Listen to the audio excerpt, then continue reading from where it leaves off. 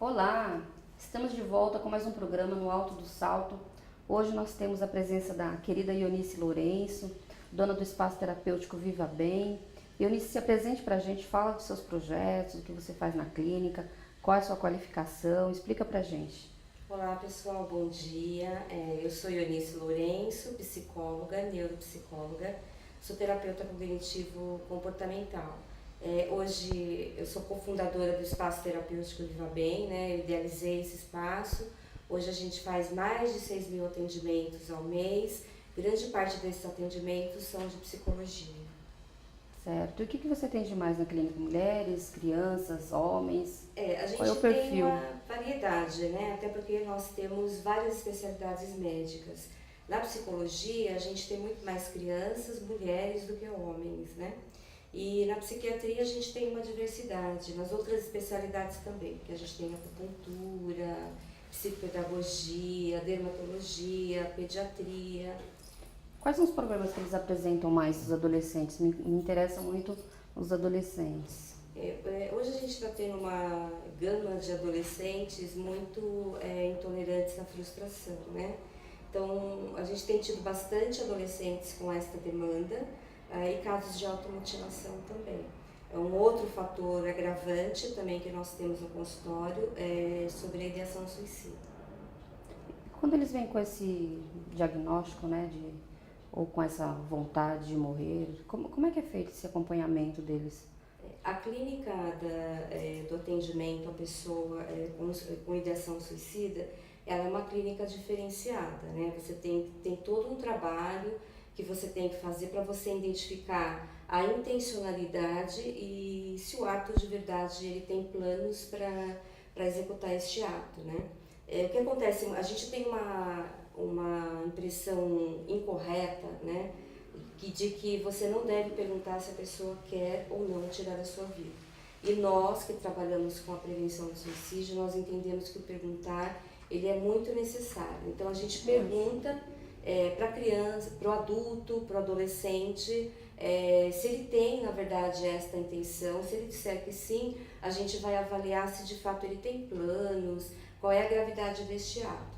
Uma coisa muito importante, até pelo tema que a gente vai falar hoje também sobre a violência, a importância do profissional psicólogo na violência doméstica, é você informar para este paciente que o seu sigilo ele está acima de tudo neste momento, mas desde que ele não coloque em risco a sua vida ou a vida do outro. Isso nós profissionais psicólogos precisamos ter isso muito enraizado em nós e passar isso para o paciente. Você falou no início da conversa que vocês faziam uma pergunta, se eles tinham vontade de morrer ou não. Qual é a maioria das respostas? É sim ou não? Eles têm vontade de morrer? Eles têm vontade de viver? Como é que isso é na cabeça deles? Sim, geralmente a gente ouve bastante, eu tenho vontade de morrer. E a gente pergunta como, né? Porque o psicólogo tem que avaliar a intencionalidade e se de fato esse ato ele pode acontecer ou não. Porque o adolescente ou o adulto verbalizar é muito mais fácil para eles, né? A criança, embora tenham casos, são muito... Na criança, a gente muitas vezes tem que fazer uma autópsia psicológica para verificar se aquela morte ela foi de fato intencional, porque a gente considera o suicídio um ato intencional contra a sua própria vida, né? Consciente. Você tem que estar consciente de que você vai perder a sua vida. Por exemplo, a pessoa bateu a cabeça, morreu. Um acidente. Foi um acidente, né? Então ela tem que ser uma morte intencional. A gente faz todo esse questionamento, né? Fiquei curiosa em saber o que é autópsia psicológica. Por exemplo, a criança caiu do 10º andar. Você sabe se de fato ela estava pensando em morrer ou se porque ela se encontrou sozinha naquele determinado momento ela caiu. Então é feita toda uma investigação junto com a família, é uma investigação psicológica mesmo para verificar se foi intencional aquela morte. É como se fosse uma perícia, então. Uma perícia, ela é uma perícia, só que é uma perícia psicológica. Mas vocês fazem isso no consultório? Não, geralmente quem faz são psicólogos que trabalham forense, psicólogos que têm que fazer alguma investigação com relação àquela morte, né? Podemos fazer, psicólogos que são habilitados a fazerem, eles podem fazer sim, né? Contratados pela justiça, pode ser feito. Nas mortes suspeitas, por exemplo, esses laudos podem ser usados, né? Não entendi. Das mortes suspeitas, né? Quando há Sim, dúvida do que morreu. pode ser. Os casos que a gente teve recentemente em alguns lugares, que a criança caiu do 10º andar da janela do banheiro. Todas as janelas tinham grade, menos a janela do banheiro. Então é feita toda uma investigação para saber se de fato aquela morte foi intencional ou não. Ou também para verificar se houve uma tentativa de homicídio, né? É importante, essa investigação aí já cabe aos peritos judiciários. E vocês acompanham os familiares também? Quando há uma questão de um suicídio efetivado, né? Como é que fica o acompanhamento dessa família? Sim, é muito importante fazer o acompanhamento da família, porque nós entendemos que a prevenção, o trabalho com os enlutados é também uma prevenção. Porque quando alguém morre na família por suicídio, a gente encontra muitos casos de pais, mães, irmãos que também pensam na morte como uma solução. Então, o trabalho com os enlutados é super importante. Hoje nós temos vários trabalhos feitos para os enlutados do suicídio. O mais conhecido é o do CVV, do Centro de Valorização à Vida, que eles fazem trabalhos mensais com esses enlutados. Por que isso é importante? Porque parece que você não pode falar daquela dor com ninguém, né? As pessoas não querem falar com você, você não consegue falar e você vai naquele momento, naquele espaço, você vai ver que muitas pessoas estão vivenciando a mesma coisa que você. Culpa, raiva, remorso, porque a gente tem uma frase do Bertolotti que ele fala que o suicídio ele é uma dor infindável para aquele que sente e uma dor eterna para aqueles que ficam. O luto por suicídio ele é um luto com mais intensidade, porque você carrega uma culpa. Se eu visse, se eu tivesse atendido a ligação, se eu tivesse observado... Dá para prever o suicídio? Então, não é que dá para prever, né? Hoje os estudos eles mostram que 80% dos casos de suicídios eles poderiam ser evitados, como se algo fosse feito, se houvesse uma política de divulgação na mídia, se você soubesse quando a pessoa fala assim, eu não quero, para mim morrer seria a melhor solução, se eu não estivesse aqui eu não seria um peso, você conseguiria entender quais são os sintomas que a pessoa traz, uma pessoa com ideação suicida. Você falou da mídia, né? Porque às vezes nós queremos levar as campanhas de suicídios para os shoppings e a direção não aceita, porque eles falam que não vão incentivar. Você acha que é um incentivo quando a gente fala da prevenção? A gente tem duas formas de colocar isso. A gente tem o efeito Vetter, né? Que foi um romance que saiu, se eu não me engano, acho que foi em 2001, se não me falha a memória, que ele fala exatamente sobre o efeito Vetter. O que é isso? A comunicação incorreta do suicídio. A mulher que morreu por amor. Esta é uma forma completamente incorreta de você divulgar métodos, de você divulgar o próprio ato em si. Foi isso que aconteceu, né? O protagonista deste romance, ele morreu por suicídio, depois foi comprovado que várias mortes por suicídio aconteceram, né? E a gente tem o efeito Papageno também, que é o inverso, é uma obra de Mozart, em que quando ele verbaliza que ele quer morrer, ele encontra uma rede de apoios que vão ajudá-lo em relação a isso.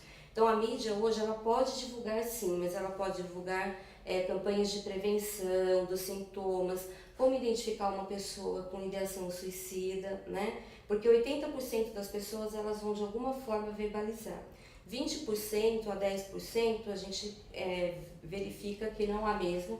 A pessoa ou teve um gesto impulsivo ou não trouxe nenhuma informação que alguém pudesse identificar que ela iria cometer o ato. A rede de apoio se resume só a CVV? Porque eu só ouço falar da CVV. Tem vários institutos, né? Quando a gente fala do suicídio, o suicídio hoje tem uma conotação de câncer lá atrás. Lembra? Câncer, ninguém queria falar. Né? E hoje aquela doença, né? Isso. E hoje também as pessoas tentam evitar muito falar sobre o suicídio, mas existem vários institutos hoje que trabalham com a prevenção, que é o trabalho com os enlutados. E várias formações também estão sendo feitas para que os profissionais estejam capacitados. Profissionais da saúde, a gente tem muita queixa hoje, uma pessoa com tentativa de suicídio que busca um atendimento, a pessoa fala, pô, de novo você está aqui, tanta gente querendo viver, pô, você vê que você não vai morrer. Então tem um acolhimento incorreto dessas pessoas. Precisa sensibilizar, né? Sim, sensibilizar os profissionais da saúde, sensibilizar os psicólogos, sensibilizar os médicos de uma forma geral. Os psiquiatras principalmente. Sim, né? os psiquiatras muitas vezes, como atendimento em consultório, eles acabam entendendo um pouco essa característica do paciente com ideação suicida.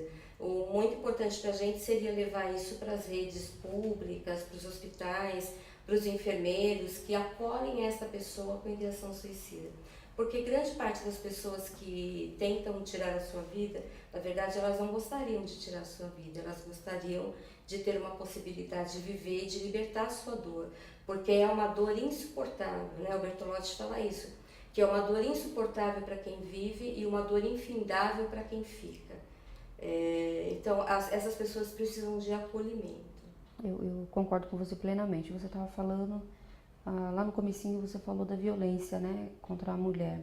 Eu atendo muitos casos de jovens que tentam o suicídio porque eles vivem dentro de um relacionamento abusivo. O pai bate na mãe, a mãe acaba sendo submissa à questão da violência e eles acabam reproduzindo isso no corpo deles, né, através dos cortes, de pequenas esganaduras, né?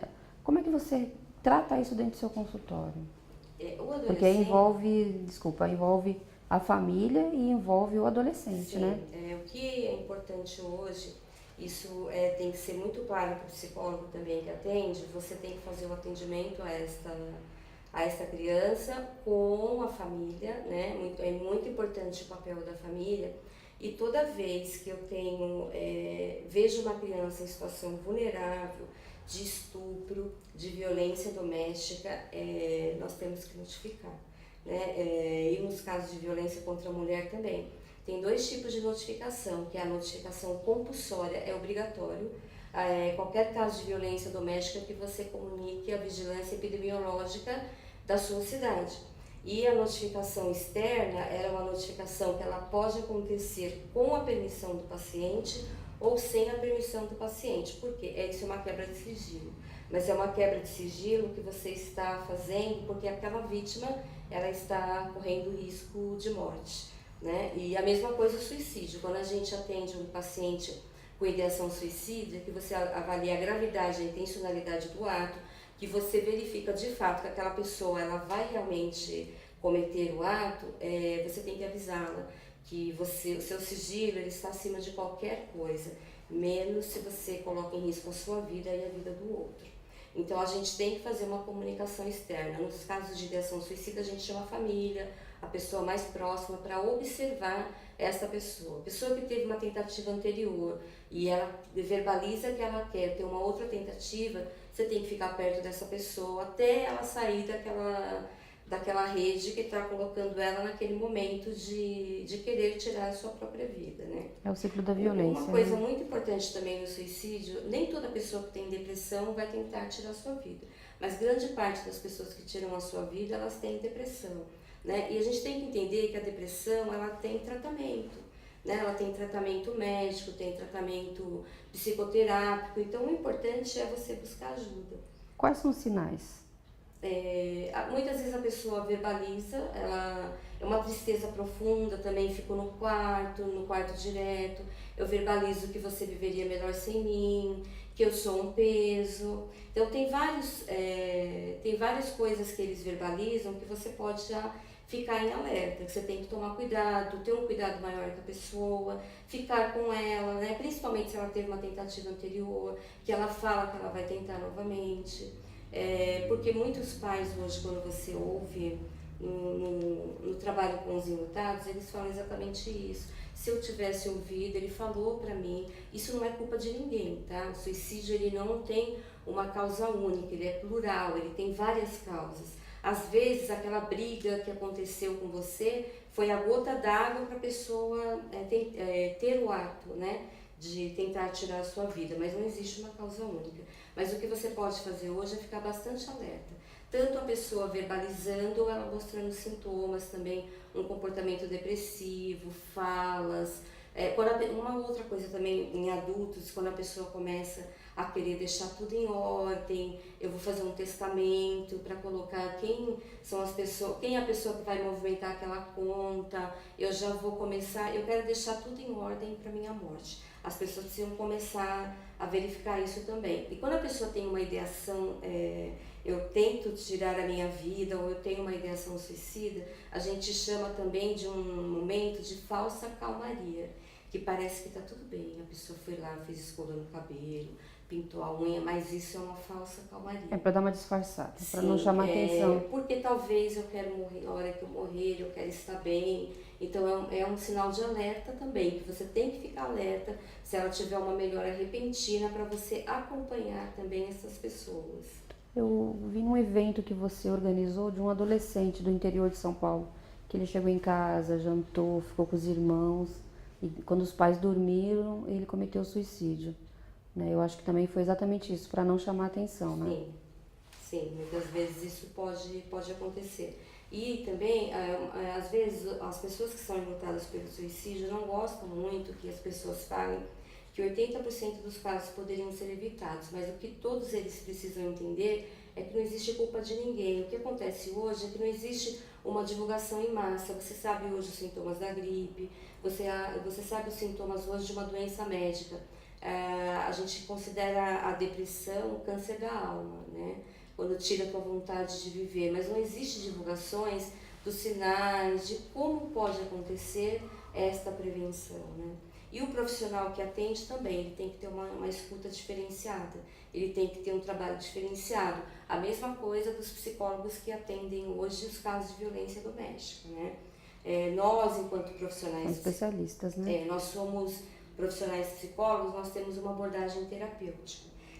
Mas nós temos similaridades em algumas coisas, que é hoje, como que eu consigo identificar se determinadas pessoas estão com uma ideia suicida. Então a gente tem todo um trabalho a fazer no consultório, que é muito importante que os profissionais busquem cursos, que busquem conhecimento em relação a isso. Dentro do consultório, para quem trabalha com violência doméstica, eles trabalham muito a questão do empoderamento e do fortalecimento, e da mulher conseguir visualizar aquela situação de violência, porque a violência está naturalizada dentro da nossa sociedade, né? Desde sempre as mulheres sofrem violência e para elas é normal. Então, assim, dentro dos consultórios, pelo menos onde eu trabalho, a questão é que elas consigam se colocar na situação de violência e que elas consigam se fortalecer para saírem desse ciclo de violência. E não é um processo rápido, é um processo bem demorado, pelo menos eu vejo nesse sentido, que você tem que, nem que seja 1 ano, 2 anos, mas você tem que fortalecer para que ela não volte mais, né? O que acontece muito hoje quando você recebe uma vítima de violência doméstica, essa pessoa já vem enraizada com uma violência psicológica, né? Ela mesma já se coloca, será que eu sou importante? Acho que eu apanhei mesmo porque eu mereci. Depois a violência física, né? Ela passa por aquele processo também que muitas vezes o homem acaba pedindo desculpa, né? E que ele acaba ainda colocando, eu fiz isso porque você fez tal coisa, né? Então o que a gente tem que trazer, essa conscientização para a mulher, primeiro se colocar no lugar dela. E se colocar no lugar dela, entender que se fosse fácil, ela já teria saído disso. Exatamente. Porque a mãe já disse, sai dessa situação, menina, o que você está fazendo com esse cara? Todo mundo teria feito. O meu papel é o inverso, eu tenho que ouvir, acolher, ter essa escuta, né? E fazer colocações, né? Colocações para que ela possa entender que ela está numa situação que ela é vítima, que ela não tem culpa daquilo, que ela tem que resgatar a sua autoestima, tem que resgatar a sua capacidade financeira, porque a violência doméstica, o homem também muitas vezes ele acaba engessando o crescimento dessa mulher, o crescimento profissional, a maioria das vezes, com que ela se capacite, né? Ele acaba criando ela acaba ficando numa redoma que é só ele e ela, que é exatamente isso que muitas vezes as pessoas que estão vítimas de violência, os homens querem fazer, deixar essa mulher numa bolha com que ela fique somente dependente dele, né? E isso é um processo, e ela tem que entender que o que ela está vivenciando é uma violência doméstica. Aí, às vezes, muitas pessoas, os psicólogos, nós temos alguma... que eu nunca vou chegar para você, olha, Eunice, o que eu faço? Eu compro uma casa, essa decisão, ela sempre vai ser sua. Você que tem que tomar essa sua decisão. O psicólogo muitas vezes vai trazer situações, falas, que você vai ter essa conscientização. Na violência doméstica também, só que você, enquanto profissional, você tem que se posicionar. E você se posicionar não é criticando a mulher que vive essa violência, mas é você poder fazer menção que isto não é natural. Que ela consegue sair, né? Que não é um processo natural, que o processo que ela está vivenciando ali é um processo atípico e que ela não tem que viver essa situação.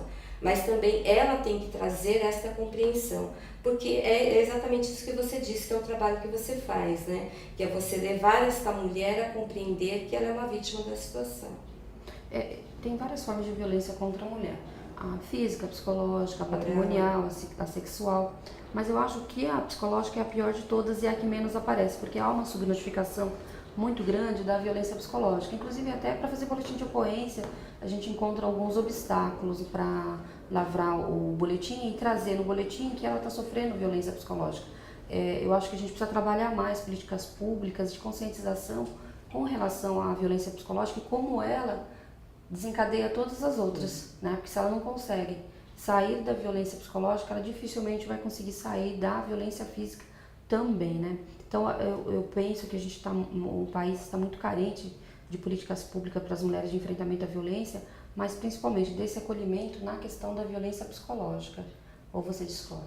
Sim, é muito importante, porque a gente fala que a vítima entra numa prisão psicológica, né? Porque ela não consegue sair, ela quer sair, mas se vê trancafiada naquele mundo que ela está, porque ela ainda traz aquilo, que é uma família patriarcal, né? Que o homem é o senhor, que ela é submissa, que inclusive muitas vezes quando o homem bate fala, olha, você viu o que você fez pra mim? Né? Eu te bati por conta disso, né? E você acaba... Porque você é culpada da agressão, a gente né? tem verbalizações no consultório, doutora, eu apanhei porque eu mereci, né? E o que a gente tem que fazer é com que ela entenda que nunca ela é merecedora daquilo, que nunca ninguém pode fazer aquilo com você, né?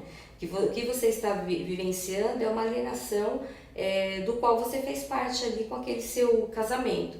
A gente sabe que 70% hoje dos casos de violência doméstica são os cônjuges, né? Embora a gente tenha aí um percentual que foge aos casamentos, mas grande parte da violência doméstica hoje ela acontece no casamento. E é onde ela tem que entender que ela tem que ter uma parceria no seu casamento, né?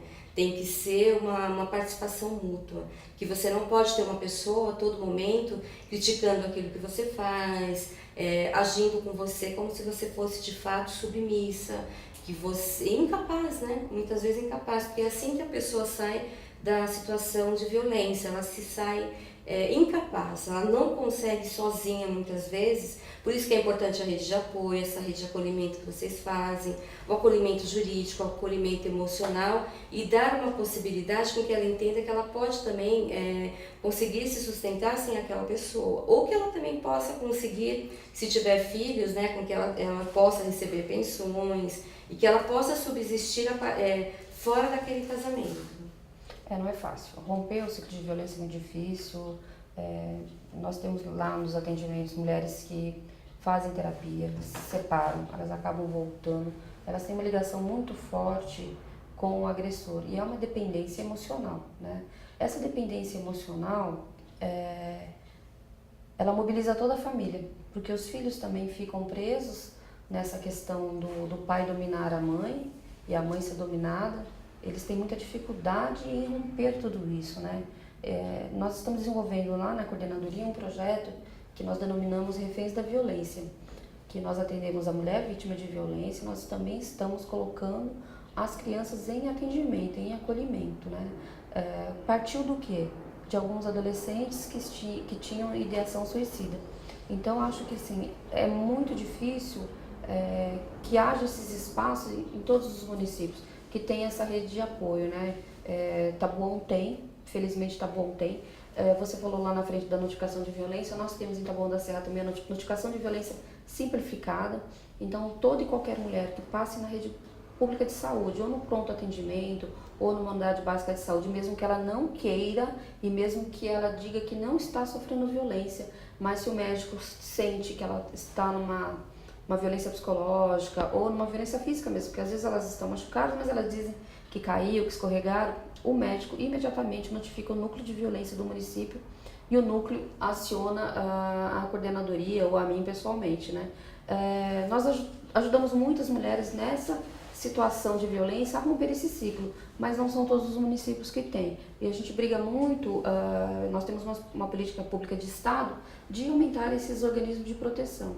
Enquanto isso não acontece, os consultórios particulares poderiam nos ajudar nessa demanda, né? Ou você acha que há essa possibilidade? Sim, na verdade até porque é obrigatório hoje, né? Se eu não me engano, a lei é de 2003, que é obrigatório que todo profissional da saúde ele notifique casos de suicídios também, mas da violência doméstica. Você tem que notificar, que é a notificação compulsória.